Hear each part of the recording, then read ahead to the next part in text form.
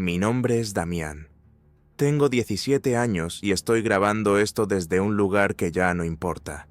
Las paredes son grises, del color de la ceniza después de un incendio. El aire huele a desinfectante barato y a algo más, a miedo rancio, a sudor frío. Tengo las manos temblorosas, no por lo que hice, sino por la adrenalina que aún me quema por dentro, como un ácido en las venas. Necesito contártelo. Necesito que alguien, que tú al otro lado de esta pantalla, entienda el porqué. No fue un asesinato, fue una excavación. Cavé en su carne hasta encontrar la verdad que él enterró en la mía. Todo empezó con un sonido, no con un grito, sino con un quejido ahogado, un sonido húmedo y roto que salió de la garganta del pastor Aníbal cuando el cuchillo de carnicero que yo escondía detrás de la espalda encontró por primera vez su costado.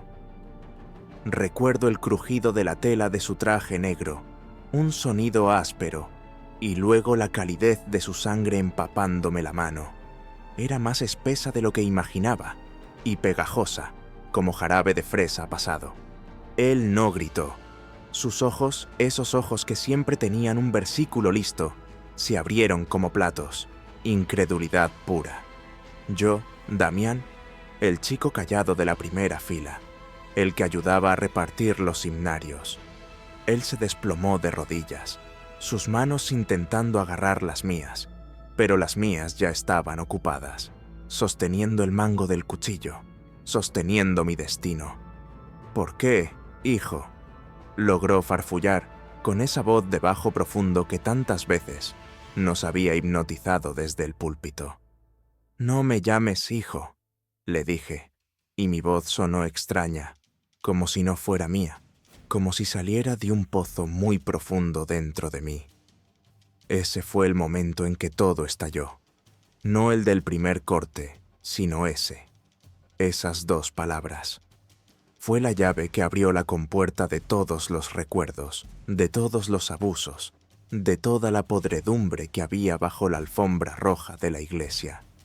Y de repente, ya no estaba en ese estudio alfombrado con sus Biblias polvorientas. Estaba en mi infancia. Tenía 12 años cuando mi madre, Silvia, conoció al pastor Aníbal. Éramos solo ella y yo. Mi padre nos abandonó por una mujer más joven cuando yo tenía 6 años, y desde entonces una tristeza permanente se instaló en nuestra casa, un olor a comida recalentada y lágrimas secas. Mamá flotaba por la casa como un fantasma, hasta que una vecina la invitó al templo de la redención eterna. Allí conoció a Aníbal. Era un hombre alto, imponente, con una sonrisa amplia y dientes perfectamente blancos.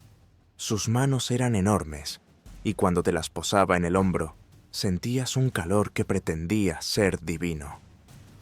A mi madre, que estaba tan hambrienta de fe y de consuelo, le vendió el cielo en la tierra.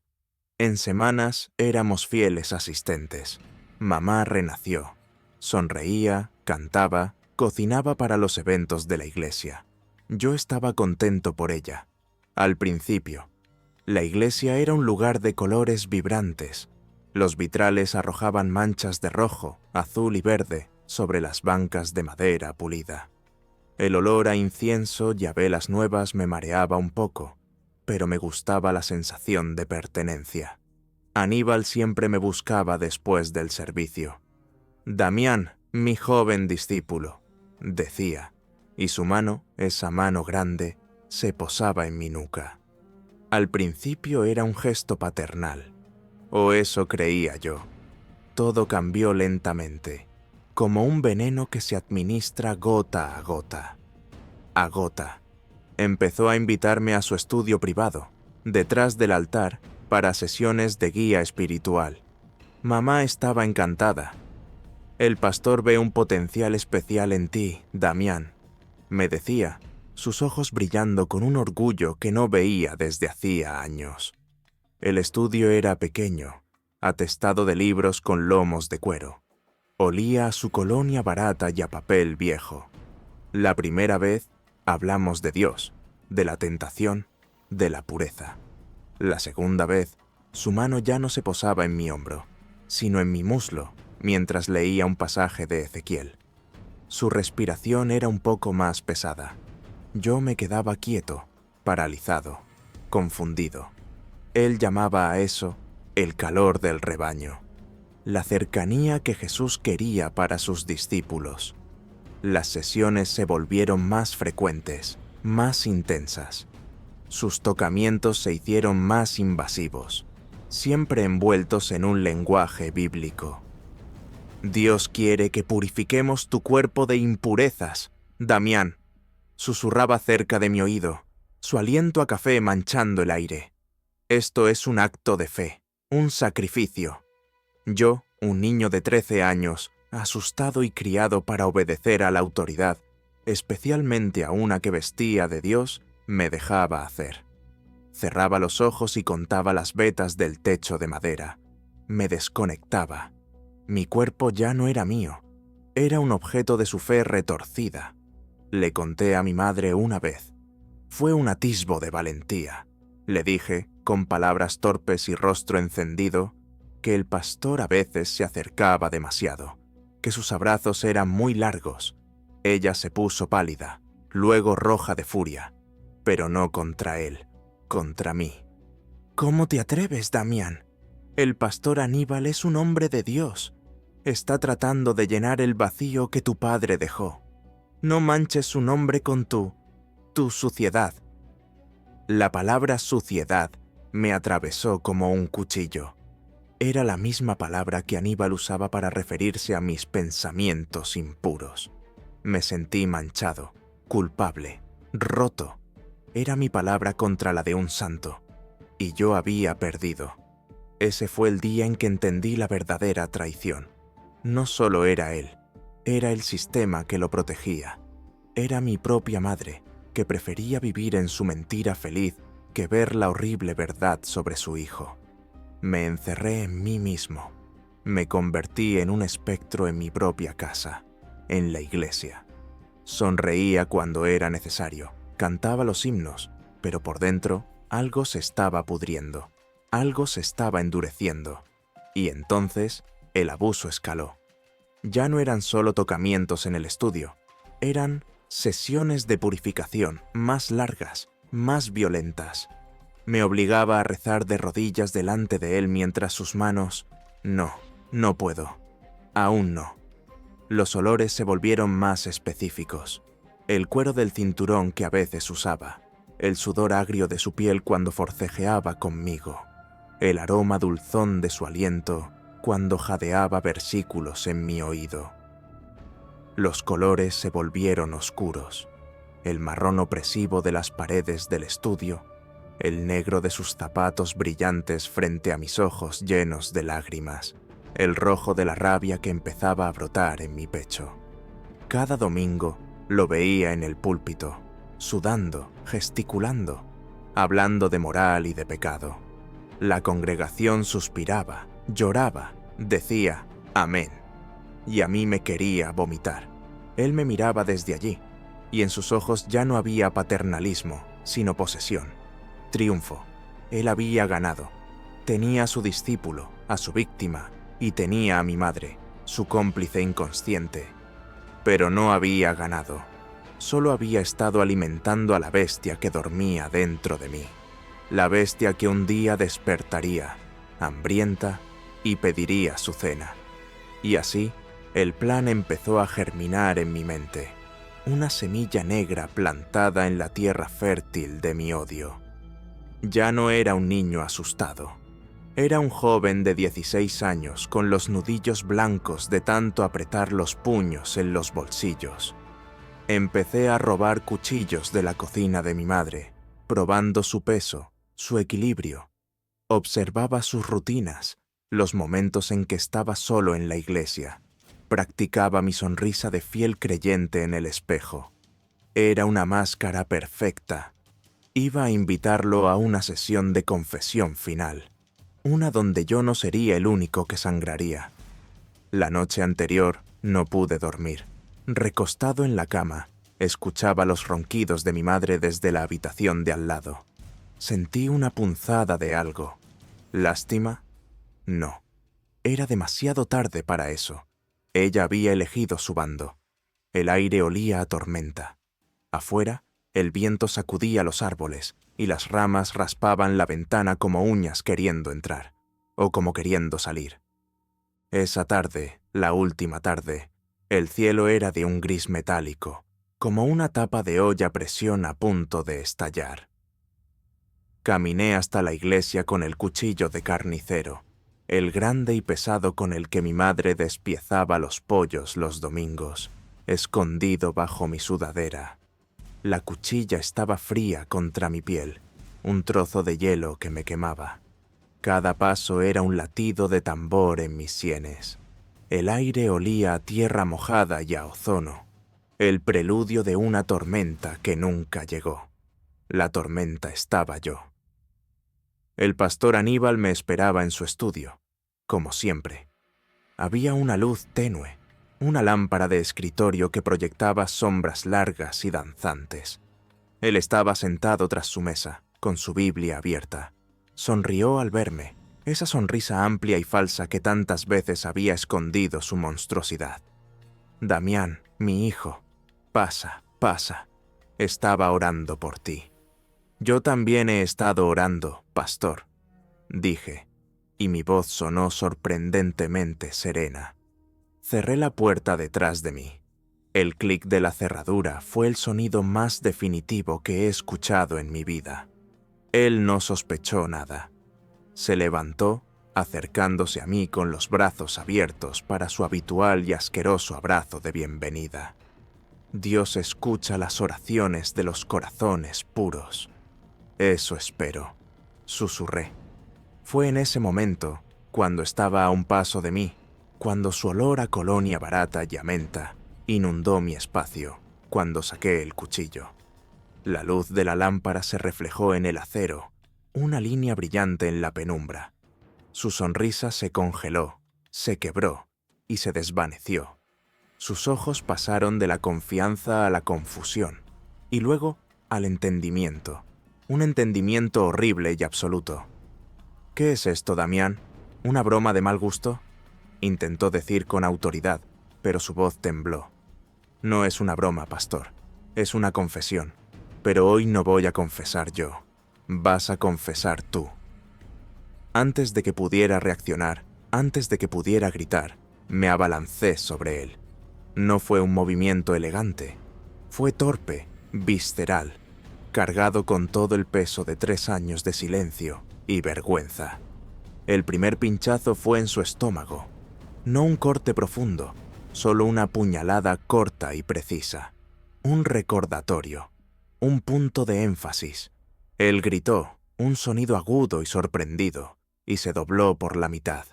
Yo lo agarré del pelo, tirando de su cabeza hacia atrás para que sus ojos, ahora desorbitados por el dolor y el miedo, me miraran.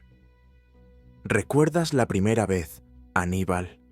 Le escupí a la cara, usando su nombre de pila por primera vez. Era una blasfemia que sentí más poderosa que cualquier cuchillada. Fue aquí, en este mismo cuarto, me dijiste que era para purificar mi alma, que el dolor era un regalo de Dios. Empujé la hoja un poco más profundo. Él gimió. Una burbuja de sangre se formó en sus labios. Su respiración era un silbido roto. Por favor, Damián. Hijo. No me llames hijo. Rugí, y la rabia, esa rabia fría que había cultivado como un diamante en la oscuridad, estalló. Lo tiré al suelo. La alfombra roja, tan roja como la sangre que ya empezaba a mancharla, amortiguó su caída. Me subí a él, arrodillándome sobre su pecho, sintiendo cómo sus costillas cedían bajo mi peso. Ya no era el niño débil, era la consecuencia de sus actos. Lo que siguió no fue solo un asesinato, fue un interrogatorio, una excavación, como te dije. Cada cuchillada era una pregunta, un ¿por qué aquí? Cuando le rajé el brazo donde sus dedos se posaron por primera vez sobre mí, con intención impura. Un ¿Recuerdas esto? Cuando le corté la mejilla, por todas las mentiras que salieron de su boca. No le di en lugares vitales de inmediato. No quería que se fuera tan rápido. Quería que sintiera una fracción de la agonía lenta, la que no sangra, la que corroe el alma. Él balbuceaba, mezclaba súplicas con fragmentos de salmos. «El Señor es mi pastor, nada me faltará». «Mírame», le grité, sacudiéndolo. La sangre nos salpicaba a ambos, caliente y espesa. «Yo era tu rebaño, yo era tu oveja, y tú me devoraste». Sus ojos empezaron a vidriarse. El miedo se mezclaba con algo más, un reconocimiento espantoso. Me estaba viendo. No al chico dócil, sino al monstruo que él había creado. Y en ese momento, una parte de mí, la que aún recordaba cómo era rezar antes de dormir, sintió un pellizco de algo terrible. No era lástima, era familiaridad. Estaba reflejando su oscuridad, y por un instante, eso me asustó más que cualquier otra cosa. Pero era demasiado tarde para detenerse. La bestia tenía el control. Le acerqué el cuchillo a la garganta. «Confiesa», le ordené. Mi voz era un hilillo de veneno. «Confiesa lo que me hiciste. Dilo en voz alta». Él tosió, escupiendo un hilo carmesí. Sus palabras fueron un susurro ronco, la última resistencia de un hombre orgulloso que se desmorona. Lo siento. Fue debilidad, carne, pecado. Eso no era una confesión, era una excusa, una justificación barata. La rabia final, la definitiva, me inundó. Con un gruñido que salió de un lugar que no sabía que existía dentro de mí, le hundí el cuchillo en el cuello. Fue un sonido húmedo y grave, el sonido de una vida cortándose de cuajo. Un chorro tibio me golpeó la cara. Él se convulsionó un par de veces bajo mí, un último y espasmódico intento de su cuerpo por aferrarse a algo, y luego se quedó quieto, completamente quieto. El silencio que siguió fue ensordecedor, solo el sonido de mi propia respiración, jadeante, y el goteo lento y constante de su sangre en la alfombra. El olor a cobre era abrumador.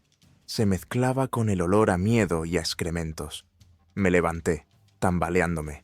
Mis manos, mis brazos, mi ropa, todo estaba cubierto de él, de su verdad. Me miré en el espejo oscuro de la ventana y no me reconocí. Era un extraño pintado de rojo, con ojos vacíos.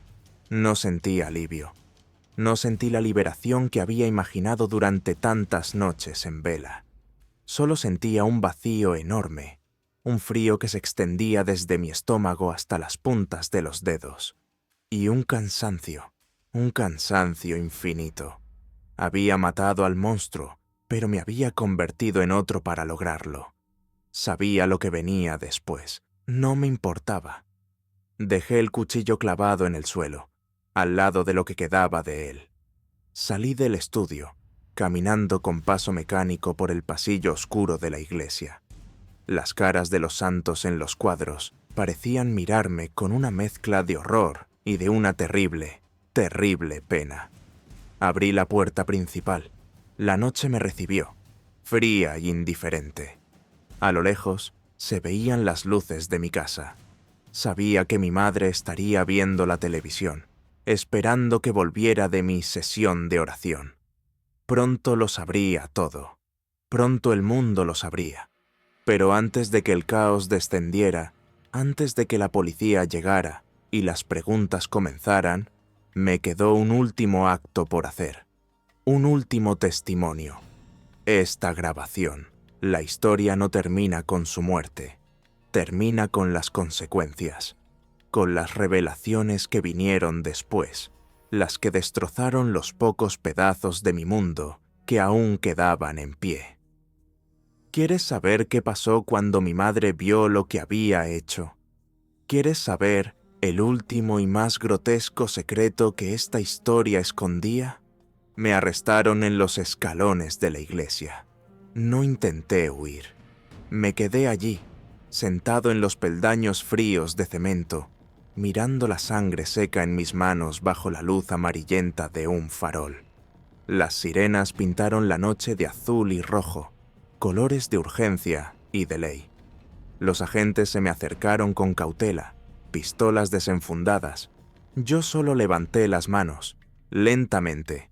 No dije una palabra. El viaje en el coche patrulla fue un sueño febril. Las luces de la ciudad se deslizaban por la ventana como manchas de pintura sobre un lienzo negro. Olía a café viejo y a sudor nervioso dentro del vehículo. En la comisaría me llevaron a una sala de interrogatorios. Paredes verdes pálido, una mesa de metal fijada al suelo, el olor a humedad y a desesperanza. Me quitaron las esposas. Me senté y esperé. Fue entonces cuando la puerta se abrió y entró mi madre, Silvia. Iba acompañada por una mujer policía. Su rostro era una máscara de horror y negación. Llevaba la misma bata rosa con la que la había dejado en casa horas antes. Sus ojos, hinchados y rojos, me recorrieron de arriba abajo, deteniéndose en las salpicaduras oscuras en mi sudadera gris. «Damián», jadeó, su voz un hilo quebrado. «¿Qué has hecho? Dime que no es verdad». La miré, y por primera vez en años no vi a mi madre. Vi a una extraña. Vi a la mujer que había elegido. La comodidad de una mentira sobre la seguridad de su propio hijo. «Es verdad, mamá», dije. Mi voz era plana, carente de toda emoción. «Ya no me va a tocar más. Ya no va a lastimar a nadie». Ella se desplomó en la silla frente a mí, como si sus huesos se hubieran convertido en polvo. «Él era un hombre de Dios. Te ayudaba. Eras tú el que tenía problemas, el que confundía las cosas». Sus palabras eran cuchillos, pero yo ya estaba insensibilizado. Había cruzado un umbral del que no se puede volver. Le conté todo, allí, en esa habitación fría, con 2 policías observando en silencio. Se lo conté con un detalle gráfico y cruel que hizo palidecer a uno de los agentes. Le hablé de las sesiones en el estudio, de los tocamientos, de los versículos susurrados junto a mi oído para justificar lo injustificable. Le describí el olor a su colonia, el color de la alfombra, el sonido de su respiración. Mientras hablaba, su expresión cambió. El horror no se fue, pero se mezcló con algo más, un reconocimiento lento y agonizante, como si las piezas de un rompecabezas terrible estuvieran encajando por fin en su mente. Recordaba mis quejas vagas, mi retraimiento, las veces que me negaba a ir a la iglesia, y empezó a temblar de una manera que no era solo por el llanto, sino por un terremoto interno. «No», musitó, negando con la cabeza. «No puede ser. Él me dijo que eras confundido, que estabas luchando con demonios internos». Y entonces soltó la bomba, la revelación que partió en 2 lo que quedaba de mi realidad. «Él me consolaba, Damián», gritó, y sus palabras eran un alarido de dolor y de vergüenza propia. «Cuando tú te alejabas, cuando estabas tan frío conmigo, él estaba ahí. Me decía que eras una cruz que debía cargar, que era mi prueba de fe, que Dios me recompensaría por mi paciencia». Hizo una pausa, tragando saliva. El silencio en la habitación era absoluto, pesado como una losa. Hace 6 meses, después de una reunión de oración, me besó. Sus ojos se llenaron de un pánico retrospectivo. Dijo que era un acto de consuelo divino, que era la manera de Dios de bendecir mi devoción. Yo me sentí tan sola, Damián, tan perdida, y lo permití. Mi estómago se retorció. No era solo yo. Su perversión era una telaraña que había enredado a los 2. Él había abusado de mi cuerpo y de la fe y la soledad de mi madre. Había jugado con nosotros como si fuéramos marionetas en su teatro sagrado y retorcido. La persona que ella creía que era su sostén espiritual Era el mismo hombre que estaba destruyendo a su hijo, y ella, en su necesidad ciega, no lo había visto. La traición ya no era solo de él hacia mí, era de ella hacia mí, y de ella hacia sí misma. El círculo de abuso se cerraba con una perfección macabra. Esa fue mi verdadera tortura. No las agujas de la policía, no la celda fría donde pasé la noche. Fue ver a mi madre desmoronarse, darse cuenta de que había sido cómplice, víctima y verdugo al mismo tiempo, que su silencio había sido el muro que encerró mi infierno. El sonido de su quebranto, un llanto bajo y animal que salió de lo más hondo de ella, es el sonido que aún resuena en mis pesadillas.